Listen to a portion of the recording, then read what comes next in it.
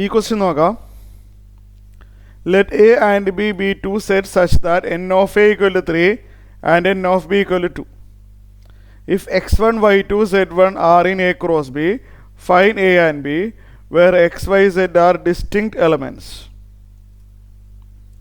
ഇവിടെ പറഞ്ഞിരിക്കുന്നത് ക്വസ്റ്റ്യൻ മനസ്സിലായോ? എയിൽ 3 എലമെൻ്റ് ഉണ്ട് അല്ലേ? എയിൽ എത്ര എലമെൻ്റ് ഉണ്ട്? 3 എലമെൻറ്റ്സ് ഉണ്ട്.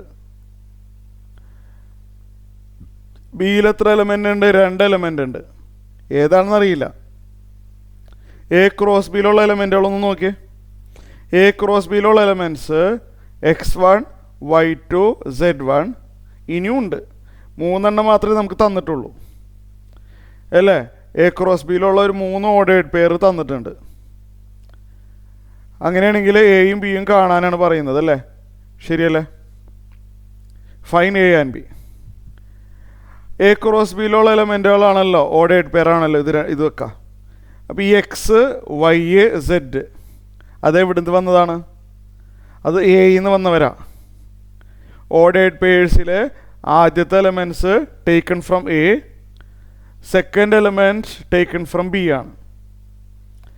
അപ്പോൾ എക്സ്, വൈ, സെഡ് സെറ്റ് എയിൽ നിന്ന് വന്നതാണ്. ഞാനിവിടെ എക്സ്, വൈ, സെഡ് എഴുതട്ടെ. അപ്പോൾ തന്നെ ഫില്ലായി എ.